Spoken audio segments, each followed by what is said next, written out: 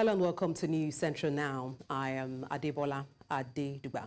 Let's begin straight with the U.S. election. Election day voting began on Tuesday after an extraordinary and unnerving U.S. presidential race that would either make Kamala Harris the first woman president in the country's history or hand Donald Trump a comeback that sent shockwaves around the world. Republican former President Trump, 78-year-old and 60-year-old Democratic Vice President Kamala Harris were tied in the most competitive and intense White House race in modern history as the first voting places opened. The rivals spent their final day of the campaign frantically working to get their supporters out to the polls and trying to win over any last undecided voters in the swing state expected to decide the outcome. And now let's cross live to our correspondent, Afia Hagen, who is live in Washington, D.C. Afia, just, explain to us how things has, turned out so far today, where you are. Well, we're here at the Martin Luther King Jr. Memorial Library here in downtown Washington, D.C. A very, very busy polling station. People queuing up for 30 minutes or more to be able to cast their vote. And we saw earlier, queues of people coming here, but lots of election officials around to help people cast their votes. It has been very well organized. And actually here with me, I have two people who did cast their vote already. I have Gwen and I have Lumumba. Thank you so much for joining us here in News Central. Gwen, how did you find the voting process? The volunteers made it easy. It was pretty good. Yeah. And Lumumba, how about you?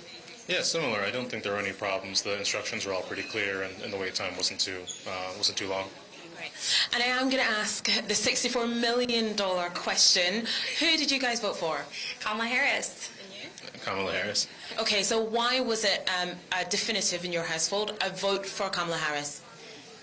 For me, I guess there's so many different reasons why she's the right answer, but for me it's women's rights and climate. I think she's the only path forward for any type of positive climate policy in the United States, and that's really important to me. Lumumba, how about you? Why did you cast your vote for Kamala Harris? Yeah, I mean,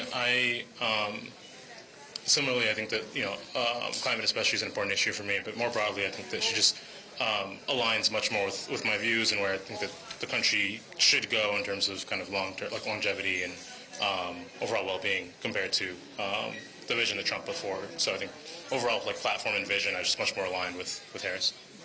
Can I ask, do you think that she will be victorious in this election? Oh, God, it feels like jinxing it to say yes, but I think so. Everyone I know is voting for her, so. And what about you, Lumumba? Do you think she'll win? Yeah, similarly, I'm hesitant to call it, but I have a feeling that Harris is going to come out on top. I don't know where it's coming from, but I generally get the feeling, yeah. Well, thank you so much, you guys, for talking to us, and happy Election Day. Thank you. And the votes of people like Gwen, people like Lumumba, they are absolutely essential. Your vote is your voice, and their opinions are ones that here at this polling station are pretty common. Now, Washington, D.C. is a Democratic stronghold, and actually everybody that we have spoken to so far is voting for Kamala Harris. Afia, from where you are, the polling station where you are, how would you describe the conduct of electoral officers? Did you observe or notice any skirmishes there? No, I must admit that where we are seems to be very peaceful, and actually this is a really lovely atmosphere. People very quietly sort of lining up and exercising their right to vote. As you can see, it is a really long queue. It wasn't this long when we got here this morning, but it is quite a long queue. I think it's about 40 to 45 minutes at the moment, people waiting to vote. And the election officials, very, very helpful for people, helping people who are less able to vote as well. well and mothers with children. It has been very, very calm. Now, yes, definitely Washington, D.C. feels like it is on edge, or did feel like it was on edge yesterday. But now that we are sort of at the polling station, you know, in the thick of it, it does feel like a very much calmer atmosphere than it has been, I would say, yesterday even. And so election officials are managing to keep things very, very calm here. There are some police stationed outside, but they are sort of talking with people. It seems very jovial and very calm at the moment, and we're about halfway through the day. Well, we've seen reports, Afia, regarding states like Arizona, Georgia, Michigan, North Carolina, Pennsylvania, as well as Wisconsin, you know, being battlegrounds or battle states for this election. Why so? Well, yes, well, those states that you mentioned, those 7 battleground states in the Sun Belt and in the Rust Belt, those are the states that are worth the most electoral college votes. Pennsylvania is worth 19 electoral college votes, and that really is the jewel in the crown. That's the state that you want to win, and that is the one that sets you on the path to victory to 270. Now, you need 270 electoral college votes to win. So basically, it is the most amount to win, but it's the electoral college vote that is the most popular. And those 7 states that you mentioned hold the most electoral college votes. Now, some of them are blue already, some of them are red already, and there's some that can be flipped. Pennsylvania, like I said, 19 electoral college votes, and that's the one that both Democrats and Republicans are really vying for. We saw Georgia flip from red to blue in 2020. Democrats are hoping to hold that state as well, but they are so important. They are the key states that hold the most electoral college votes, and so those are the ones that you've really seen your candidates focusing on, especially in this last few weeks of the election. Kamala Harris went to Pennsylvania 18 times in her campaign. That shows you how very, very important Pennsylvania is, like I said, with its 19 electoral college votes. Well, thank you so much for your coverage. Afia Hagen, our international correspondent, bringing us up to speed regarding polling there, where she is in Washington, D.C. Many thanks indeed, Afia Hagen. And now let's speak to our guest, Dubem Buje, Focal Coordinator, Youth and Diaspora Office of the All Youth Envoy, as well as Dr Patience Akan, Professor of Organizational Leadership Studies, Arizona University. Welcome to the news. Glad to have you both join me. Let me begin with you, Dubem. We have seen, different ballots, being rolled out where Donald Trump, as well as Kamala Harris, have come neck to neck. What do you think could have influenced this? For having me, and thank you for your reporter, Ms. Hagen, giving us a sense of the direction of where the election is as it relates to Washington. I'm in Boston here. It's a blue state, so the issues may not be as intense as in the battleground states. Quickly to your question, I think what's driving all of the drama that we're seeing across the world is the strength of the U.S. democratic process, and is the level of civic engagements that you're seeing. And it's also the character of the participants who are driving their party's agenda. And then when you have a high voter turnout, when you have a massive widespread campaign across the 50 states, when you have very active political debates going on, and when you have issues in real time that people want to play in the agenda of each of the leading candidates. There are other independent candidates, but each of the 2 leading candidates, you will definitely have, this contention. And because the American citizens have been told right from when they're small, right from when they can vote, that their democracy is the mature democracy. Their democracy is the yardstick to determine what happens across the world. It has made people very passionate to some extreme level. It has made people, cone down into their camp so that they can be able to be the one to reshape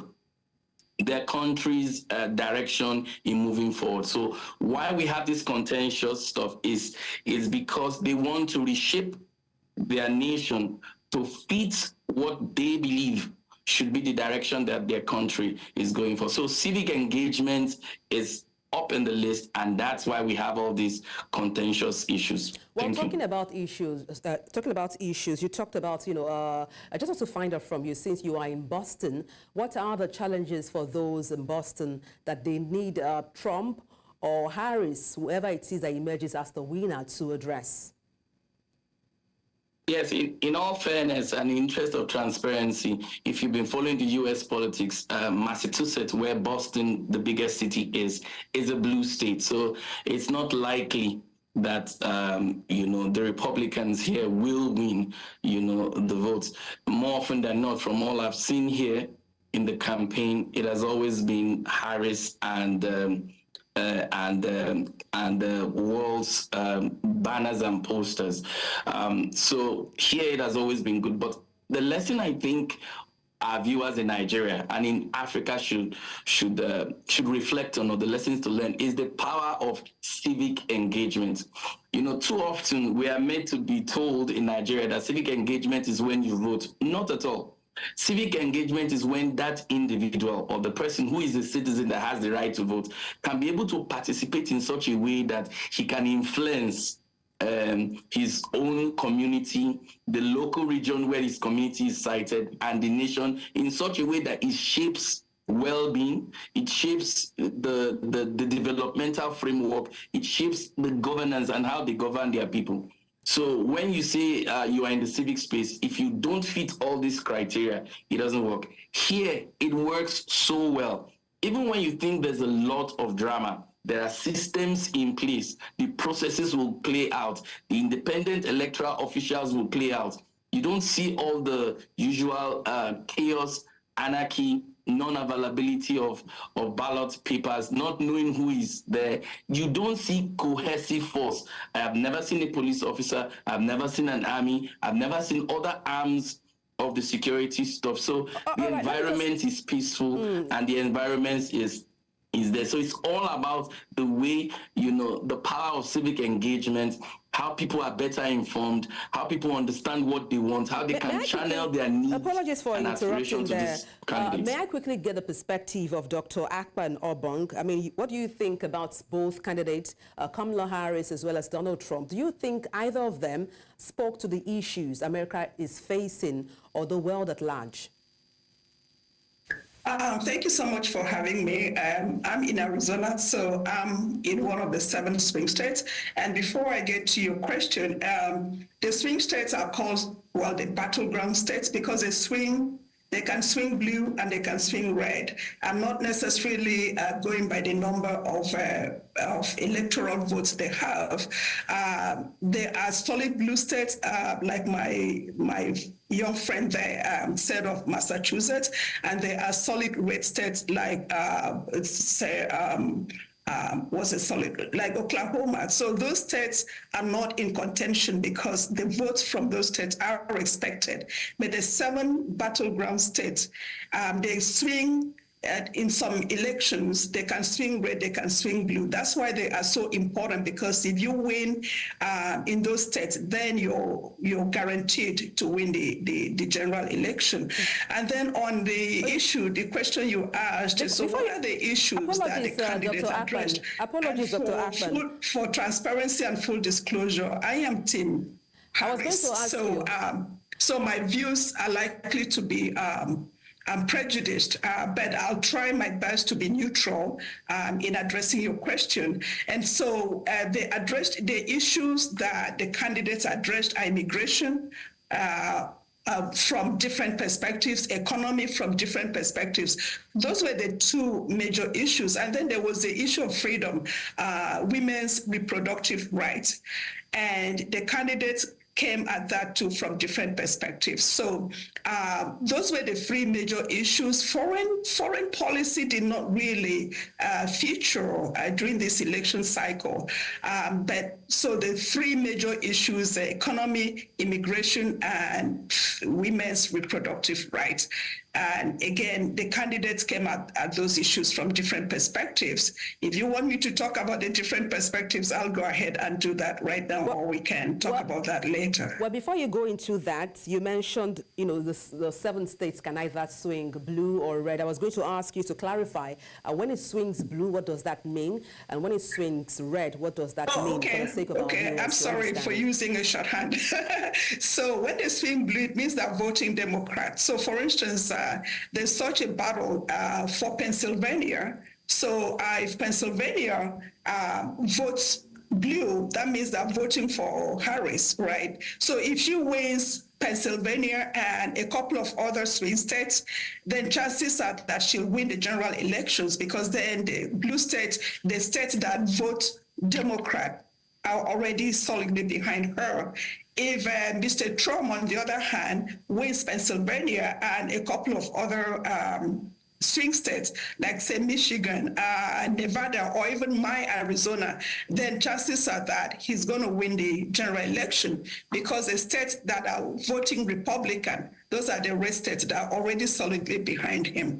And so so when I say blue states, those are Democratic states, red states are Republican states. So the swing state will either swing Democratic or swing Republican. The interesting thing is that the Vice President Harris doesn't have to win all 7 swing states. Mr. Trump doesn't have to win all 7 swing states. If they win at least 3 of those states, they are okay. Whoever wins at least 3 of those states, they are okay. If there are no surprises in the solidly blue states or solidly red states. Recent polls shows that Iowa, which is considered a red state, may actually swing towards the vice president. So if that happens, so that creates a disruption in the analysis. Just one final question for both of. Apologies for butting in there. We're pressed for time. Just one final question for you. Let me kick off with you, still following your line of thought, Dr. Akpan Obong. We've seen criticisms regarding manifesto from Kamala Harris saying she has not addressed key issues bordering on the people. What are your thoughts on that? Just briefly, Actually, she has, just that people are not paying attention. She has addressed a lot of issues, and this election cycle is so divided. So we just listen to our echo chambers. So the people who are Republican or leaning Republican are also listening to whatever comes from that echo chamber, and vice versa. Vice President Harris was accused of not addressing issues. She has addressed issues. Mr. Trump has not really addressed issues except immigration and, how he's going to deport immigrants and all of that. And so that nobody's tasking him on the issues he has not addressed. Everybody's tasking Vice President Harris on the issues she has actually addressed. But the general claim is that she hasn't addressed any issues. Let me quickly get the perspective of Dubem Guje regarding that narrative that Kamala Harris has not addressed issues bordering on the people. Thank you so much, and thank you, Prof, for the transparency and the honesty. So the challenge we're learning as an African and as someone who is involved as an observer within the election, the challenge we're learning is that every of these political parties must know how to communicate effectively your strategy, your master plan, your overall favorable outcome for every of the thematic points that have been raised. On immigration, what are the common sense things you will do? What are the non-common sense things you will do? What are the current challenges you are facing? On the economy, are you going to open up the space for young people to be able to come into business? Are you going to lock up and create tariffs that can have unintended consequences? Are you going to do free for all? So the public are washed with so much of issues, and their lived reality is tough.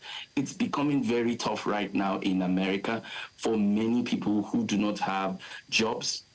even those that have jobs, because of the level of inflation, which is solely not the fault of the current administration, but the general global dynamics that are going on.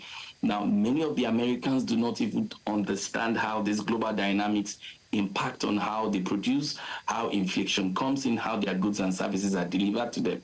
So, but because people see in their reality, their paychecks are not enough to carry them home for all the wonderful things they want to do for their own people. So everybody enters into their echo chamber.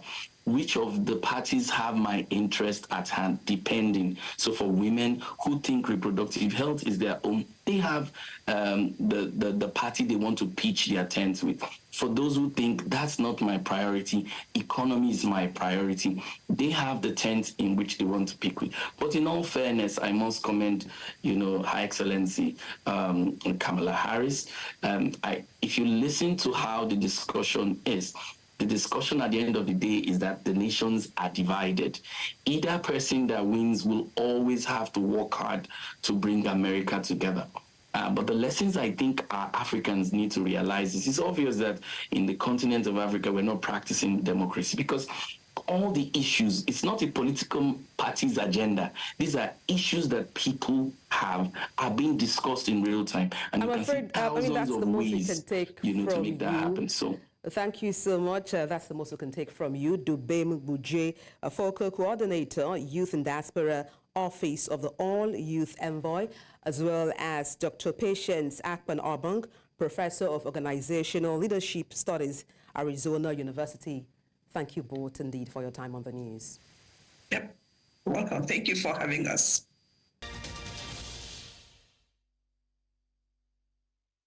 Thank you for staying with us.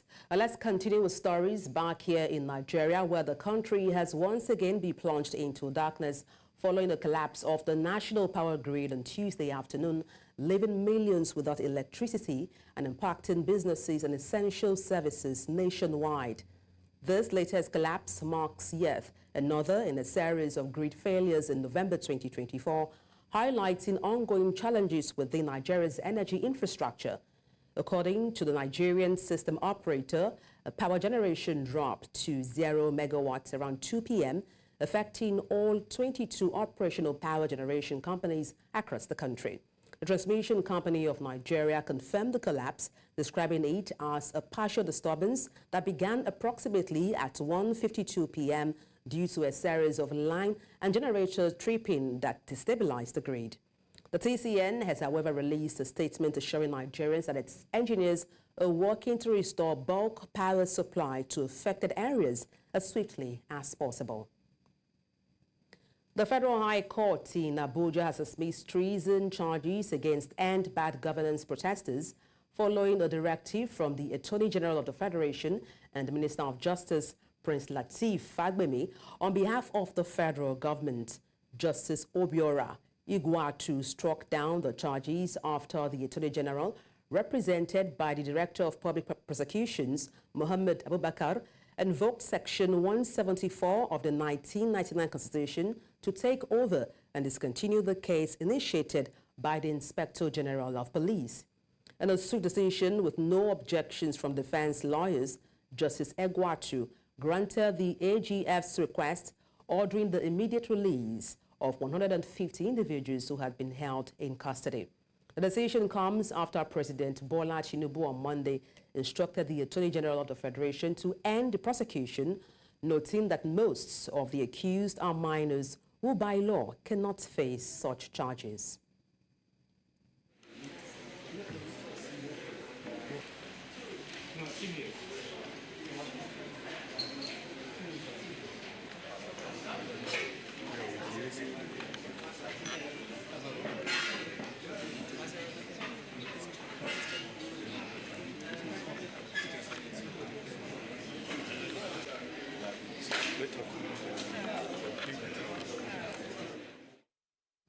Meanwhile, a group of 114 End Bad Governance protesters, including 30 minors, arrived at the State House Auditorium in Abuja today, following an order for their release by President Bola Tinubu. The protesters were brought to the premises around 2 p.m. and were officially received by Vice President Kashim Shettima, who represented the president in handing them over to their respective state governors. The release, facilitated by the Attorney General of the Federation, Lateef Fagbemi, saw high-profile attendees at the handover ceremony, including Deputy Senate President Jibril Muhammad, Chairman of the Appropriation Committee, Abubakar Bichi, and Governor Sani of Kaduna State, as well as Abba Yusuf of Kano State. Also in attendance were ministers, including Tunji Alausa of Education, Nentawe Yilwatda of Humanitarian Affairs and Poverty Reduction, and Balare Bilawal of Environment, along with other senior government officials.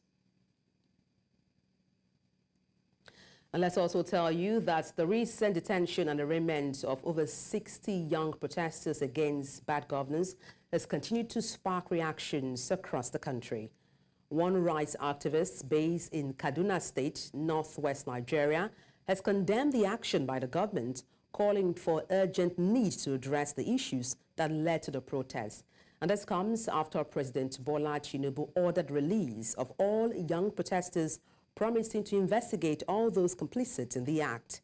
The activists described the action as a violation of the Child's Right Act of 2003, saying it attempts to silence the voices of young people and a threat to the nation's democracy. We, the Northern Comrade Movement of Nigeria, urge the government and relevant stakeholders to focus on addressing the major issues and the problems that caused this protest, rather than emphasizing more on arresting and unlawfully detention or detaining these protestants, which include the minors. The attention of all the stakeholders, the Northern governors, the members of the National Assembly, the Attorney General of the Federation, and other non-governmental organizations to look into this issue of the national importance and address it with immediate effect. President Bola Tinubu has promoted the acting chief of army staff, Olufemi Oluyede, to the rank of Lieutenant General. The brief decoration ceremony took place at the State House in Abuja on Tuesday, elevating Oluyede from Major General just days after his appointment as acting army chief. Pending Senate confirmation, Oluyede is poised to become the permanent chief of army staff, officially replacing General Taoreed Lagbaja.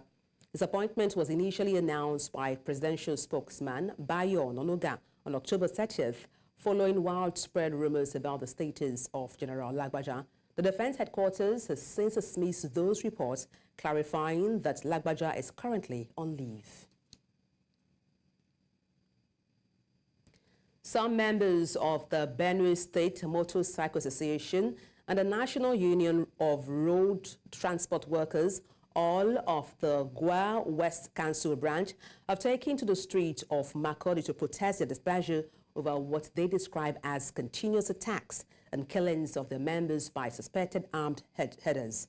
The protesters, who blocked the popular Makurdi-Naka-Ankpa Federal Highway for several hours, carried placards with various inscriptions saying that they have lost over 100 members in the Naka and Makurdi axis of the state within the last 2 months. A victim who barely escaped one of the attacks with his life called on the state government to intervene and station security operatives at various flashpoints on the road.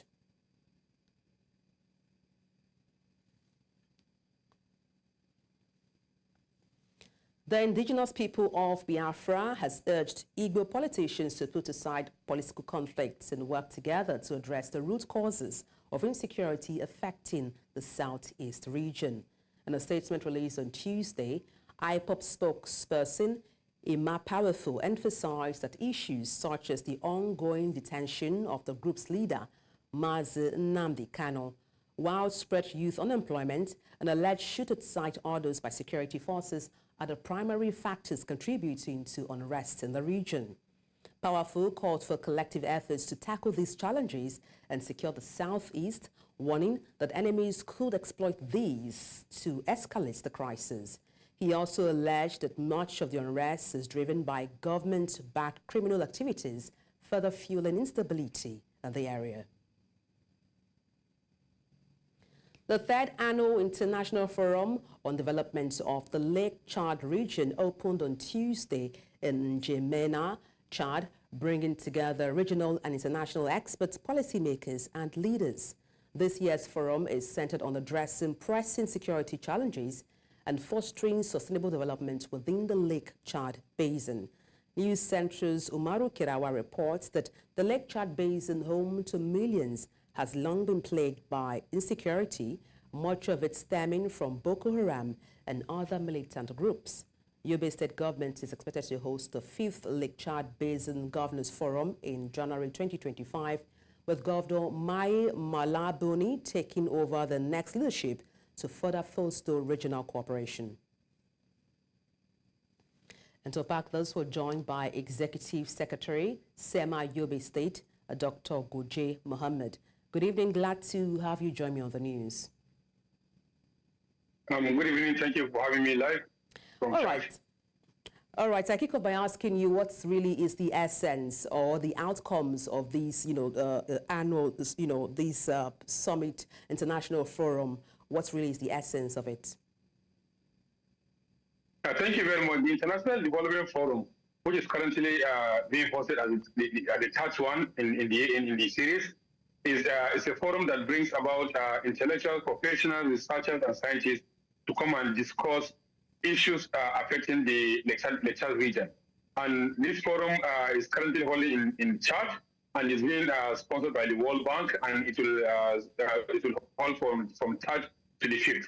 But for us, the Yobe State delegation, we are here on the direction of His Excellency Governor Malabuni to come and interface with the forum organizers, learn from the forum and see the outcome of the forum so that it will form part of our programs and planning of the 5th Lake Chad Basin Governors Forum that is coming up in January, in which Yobe State government is going to host all the 8 Lake Chad governors. So the Development Forum and the Governors Forum will be aligned so much so that the outcome of the Development Forum will be used to guide the implementation of all the decisions in the Governors Forum. So much so that while the Governors Forum is discussing on policies, the Development Forum is looking at research and all other issues affecting the region, including security and other issues where it is brought to professors from the academia, from the research institutions to discuss for 3 days. So we're here to review part of the discussion and also get the outcomes so that we make informed when all the Lake Chad Basin governors are coming to Nigeria in January, hosted by Yobe State government. It will make part of the broader policy decision by the governors. When it comes to addressing security concerns, within Lake Chad region, would there be synergy with neighboring countries such as Niger, Cameroon, as well as such countries around that borders to help buffer security or security concerns we have? Yeah, the multinational joint task force were part of the LCBC. Were part of the Lake Chad Basin Commission, and they were part of the International Development Forum as well as the Governors Forum. Even today, a presentation has been made on the security status by the Multinational Joint Task Force, MNJTF. So all the Lake Chad Basin states, both from Cameroon, Chad, Nigeria, and Niger, 8 states that form the Lake Chad were part of it, and all the securities from those states form the Multinational Joint Task Force. So it is a regional platform that discuss not only research, not only issues that affect the development or livelihood of the region, but also the security of the region in the broader terms. And while the Development Forum works on the policies and research as make an informed decision, the Governors Forum that is being implemented by UNDP and LCBC will also guide the policy decision by the governors, and also the governors will come together and adopt a direction and review it every year. How about international communities? How can they play a role or a part in fostering security or strengthen security within the Lake Chad region?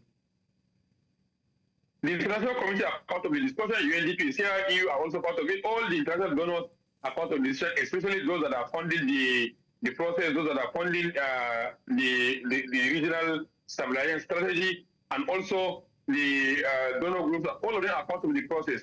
But then the broader image is when every year during the Development Forum, the implementation is being reviewed, and gaps have been identified, both in terms of security, in terms of livelihood, in terms of also trans-border market, trans-border trade, trans-border road, Sahara Road, all these things are being discussed. Then thereafter, when the Governors Forum is taking place, all these decisions will be taken to the governors will sit down and review it and take some informed decisions and also advise and also guide the response across the region. How about the displaced person? You can go ahead. The Federal government is hosting the 5th Governors Forum, which is coming in January, 27 January, and all the governors will be there. And from there, every governor will take the leadership of the Governors Forum for another term before handing over to another country. I was going to ask you regarding displaced population within the Lake Chad Basin, what plan is being made to help them get adequate support going forward? At the moment, with the recent experience and climate change issues, the flooding and all that, these are some of the things that are being discussed at the forum. Experts from the universities of Maiduguri and other universities in Cameroon, Chad, and Niger were invited to come away. We look at the experience of recent flooding, where regions and places that have not experienced any flood in decades have seen flooding. This has caused for more research so that the future of the region will be protected and more opportunities for livelihood, youth engagement, and also countering violent extremism. All are discussed at the International Development Forum, and this will make part of our pre-forum, pre-governors forum engagement in January. All right, thank you so much for your thoughts on the news. Dr. Jibril Muhammad, Executive Secretary, SEMA, Yobe State. Many thanks indeed. Thank you very much. Thank you for staying with us. Ivory Coast is set to become a key player in the African audiovisual industry. Minister of Communication, Amadou Coulibaly, says the country is tapping into the growing enthusiasm for African storytelling. Ivory Coast wants to be the go-to destination for audiovisual content on the continent. This move would position the country as a major competitor to Nigeria and South Africa, which currently lead the industry. La Côte d'Ivoire a vraiment cette ambition d'être le carrefour de l'audiovisuel sur le continent. Et il existe de plus en plus une appétence pour, je dirais, le narratif africain. Ça a commencé timidement avec le Roi Lion, mais après nous avons vu Wakanda, et puis tout récemment on a eu Woman King. Notre ambition est claire, elle est nette, il n'y a aucune ambiguïté dessus. C'est vraiment occuper une place importante dans l'industrie audiovisuelle et cinématographique qui, pour le moment, reste dominée par le Nigeria et l'Afrique du Sud. Le secteur de l'audiovisuel est créateur de richesses, peut apporter une part contributive importante au PIB d'un pays. Nous estimons donc que la Côte d'Ivoire, en tant que première puissance francophone de l'Afrique de l'Ouest, a toute sa place donc, dans ce secteur. Egyptian President Abdel Fattah al-Sisi has pledged ongoing support for Sudan's military amid the country's ongoing conflict following the meeting with Sudan's Army Chief Abdel Fattah al-Burhan late on Monday.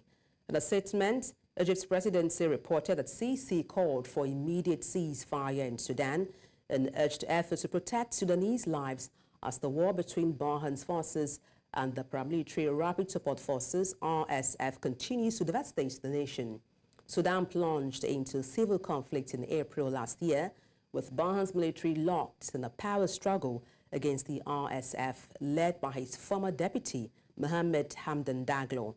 Longtime allies, Burhan and Sisi discussed Egypt's commitment to assist Sudan at all levels, despite recent accusations from the RSF that Egyptian forces carried out strikes against them, claims Cairo has firmly denied.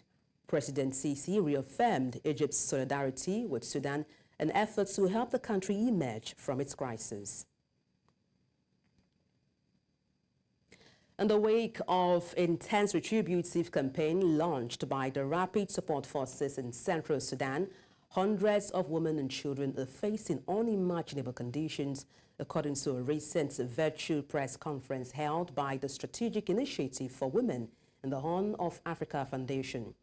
following the surrender of an RSF commander to the Sudanese Armed Forces on October 20th. RSF forces reportedly unleashed devastating violence across Jazeera and Sina State, targeting civilians in a harrowing spree of murder, torture, and mass sexual violence, primarily directed against women and girls. Our correspondent, Chidima Ona, has details. The Strategic Initiative for Women in the Horn of Africa Foundation held a virtual conference to highlight the critical conditions facing women and girls in our Jazeera state. Speakers at the virtual conference revealed that over 1,000 civilians had been killed in 50 villages by October 28, 2024, and numerous cases of torture and gang rape were documented. Disturbingly, reports indicated that some women, finding no other means of escape from brutal sexual violence, had resorted to suicide. There have been, very, very sadly, reports of women and girls committing suicides. So far, we have committed about 6 cases. Only yesterday, we had a very, very sad, heartbreaking situation where 2 sisters, they killed themselves after being gang raped inside their homes. According to reports gathered, the Rapid Support Forces campaign of terror has left many communities without access to basic humanitarian aid. As a result, countless civilians and medical professionals remain trapped in conflict zones, leaving them unable to carry out their duties safely. A major problem the speakers at the virtual meeting highlighted was a growing demand for specialized medical care for survivors of sexual violence whose physical and psychological wounds require urgent attention. We have reports of many actions, specifically rape against women and children.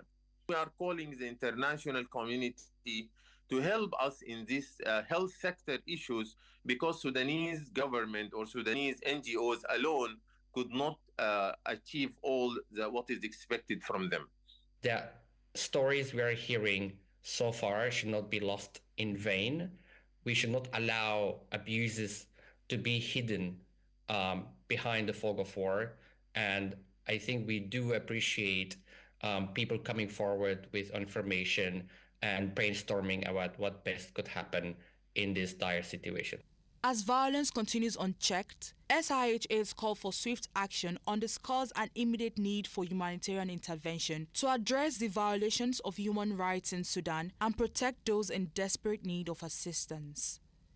In Lagos for News Central, I am Chidima Ona.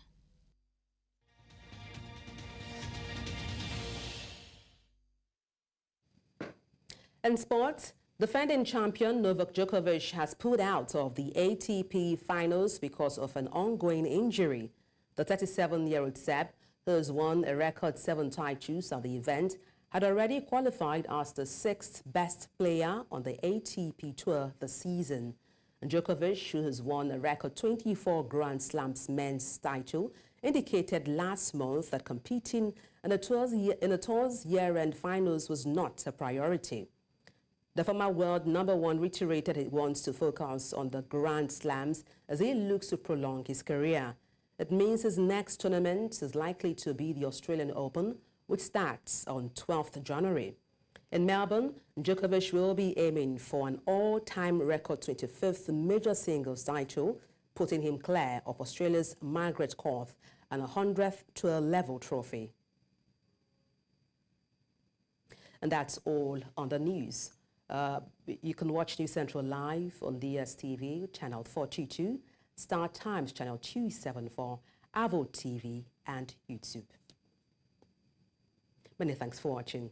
I am Adebola Adedugba.